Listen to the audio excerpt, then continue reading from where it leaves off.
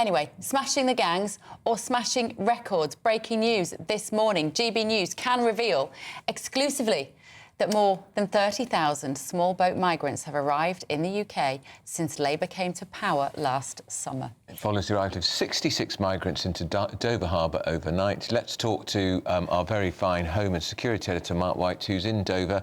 Mark, and the depressing thing is the boats are still coming and we're heading towards better weather too, which means I'm sure the numbers will multiply. What happened to Labour's pledge to fix the gangs? And have they not spotted anything that's happening in the United States where Trump has pretty much sorted the migrant issue? Well, yes, indeed. I got spared a trip to Dover today. I think once a week is enough, I think, yes, for my constitution. But yes, after the 66 that arrived at 7 this morning, that took us over 30,000 since Labour came to power. But since then, you know, they're like London buses. You don't just get one, you get 3 at a time. In fact, 4 now, because another 2 small boats have made it to UK waters. They're in the process of being picked up by Border Force and taken to Dover Harbour. A 4th small boat is out there in the Channel now in French waters, speeding towards UK waters. Now, if those remaining boats, 2 of them we know, have made it, if that 4th one makes it, that's going to be about another 250 migrants to that total of 30,000. And this is important. I know it's spring, statement day and people are focused on other things, but the asylum accommodation bill alone is more than £6 billion a year and growing. If you take that 30,000 who've crossed since Labour came to power, now for a time at least, they will all be housed in hotel stock. That's £145 a night. We're talking £4.5 million a night for as long as it takes before they can be moved on to other accommodation. Even just those arriving today, 250 odd, that's £36,000 a night in added hotel costs there. And that doesn't even begin to address the wider costs of looking after these migrants in the community. So it's a real issue, and you're right to look at what Donald Trump is doing over the other side of the channel there, taking that very no-nonsense approach in closing down the border there. And it's clear from the reports we're getting back from the US that it's having a very significant impact on the numbers now crossing that border, down about 85–90%. But all the while, it's going in the opposite direction here because we're seeing not the number of migrants crossing the channel slowing down, but speeding up and hitting record numbers. We're already at 6,200 odd for the year so far, up 40% on the same point last year. Moving on, Labour MP Jonathan Brash has said that the government great name, isn't it? It's a great name, Johnny Brash, should exercise its right to send foreign criminals back home. Now, he's the first Labour MP to say this because what he says, it should be legitimate to deport the people and the government should ignore the European Court of Human Rights. So we're asking, is he right? To debate this, we are joined now by journalist at the European Conservative, Dave Atherton, and human rights lawyer, Shoab Khan. Shoab, morning, both of you. Shoab, let me come to you first. Is he right? Johnny Brash, should we just ignore the ECHR and send people back home if they've committed a crime? No, I don't think he is. I don't think either of those premises is correct. Firstly, ignoring the ECHR or the law for a second, that's basically a blanket policy. I don't agree with blanket policies ever. We need to look at individual cases in every sort of situation. I think that's what lazy governments do. That's what lazy thinkers think about. No one must do this ever. Everyone must always do this. That's something I just don't agree with. What do you mean all prisoners must be deported? That's just like having one prison sentence for all people. Anyone who commits a crime goes to prison for 3 years. That's such a stupid thing to say. And that's exactly what we're doing here. Why is it stupid? Hang on, Shoab, why is it stupid to say somebody who comes to this country and breaks the law, they've broken the law of the land, so send them back to their own country where they can break that law if they want to. But why should we put them up at a cost of £50,000 a year in our jail when they've abused our hospitality in such a way? Because there's all sorts of reasons. That they might have a British spouse, they might have British children. Now, before you say, well, they should have thought of that, but we're not talking about them, we're talking about the children. I mean, someone might have.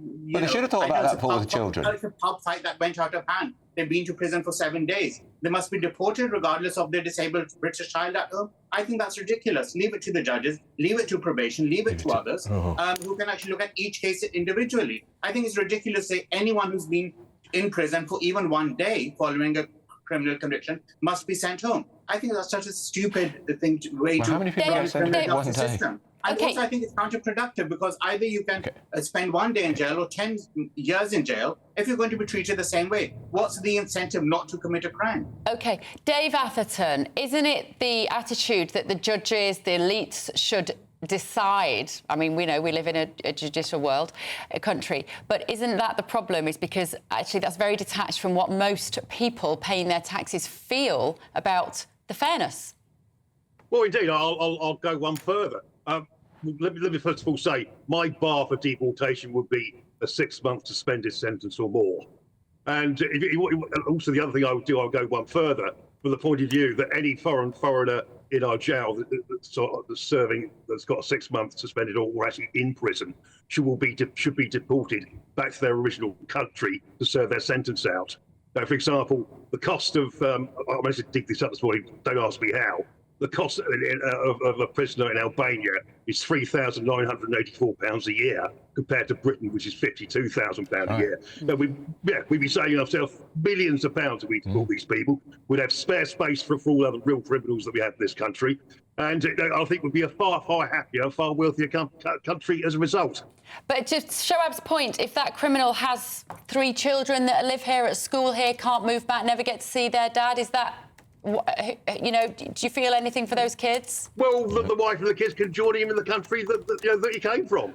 You know, or I'm sorry, it's not my responsibility. You know, if you go out there, for example, let's take the example that somebody Britain did want to report, Adil Ray, who was one of the abusers of little girls in Rochdale.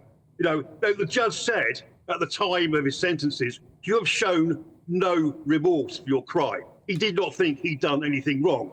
Yeah. These people should not be in this country. I've read, when it comes to sort of the grooming gangs, I've read testimony after testimony from judges that the people that are in front of them have, do not feel that they have done one scrap of of conduct wrong. And these people should not be in our country. No, I'm sorry. It makes me so angry.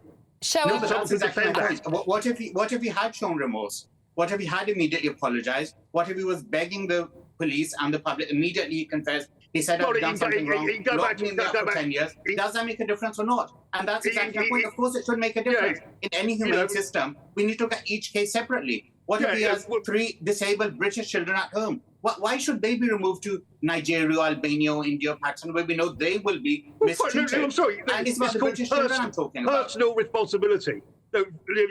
Most crimes are one at a time, gentlemen.